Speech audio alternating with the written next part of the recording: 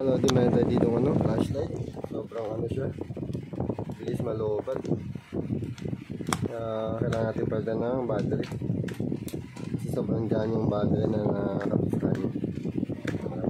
Ito yung kanyang tsura. Ito yung ating papalit. Galing sa mga battery ng laptop mga lodi. Mabilis na ito mga lodi kasi napagpalit na tayo dito. Kapisado na natin ito.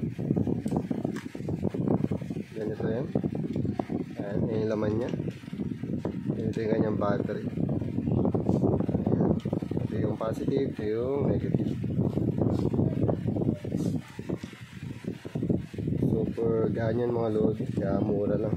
Kasi kadalasan mga lodi yung bibili natin yung flashlight na may battery. Ang binibili talaga natin dyan mga lodi yung battery kasi yung mahal. Yung ating binibili.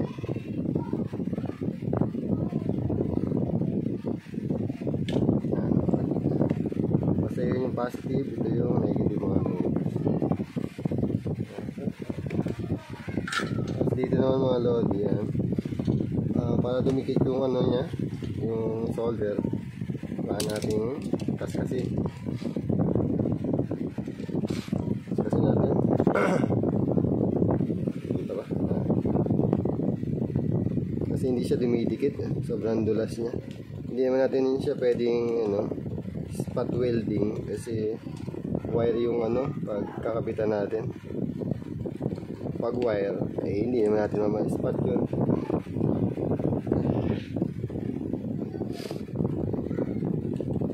Pwede natin gamitin yung spot welding mga lodi dito sa mga pagdidikitin yung mga battery. Pero pag i-connect na natin yung wire, kailangan natin yung solder. Okay. Natin dyan. Yan naman natin yung solder. Ingat lang tayo mga lodi sa sa iinang na to. Pag namoy natin medyo sa pangit. Kaya dapat open area natin yung paggagawa natin ng mga ganito. Kasi hindi rin pala maganda ito sa katawan. Kasi pag close talagang malalangap natin mga lodi.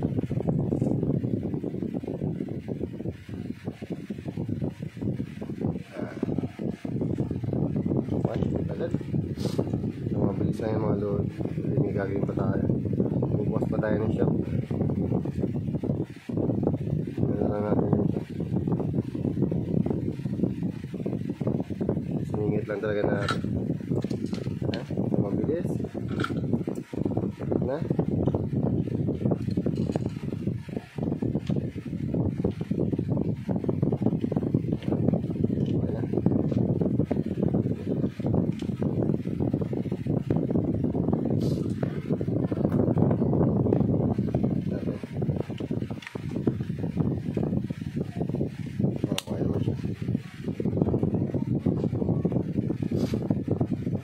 Mga load, napipit naman siya.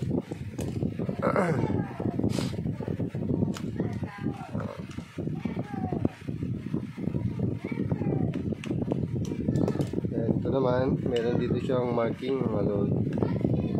Ito yung kanyang mark. Suot natin. Push lang natin. Ay matakot na. Okay, kasi yan okay na. Pwede ilaw. Okay. Medyo lobat lang siya, 1 bar. Pero 1 bar na yung mga lodi matagal. So kumpara natin yung sa dito sa battery ito, sobrang gaan siya mga lodi. Kumpara ito mabigat tunog. Ito parang lang sa lahat.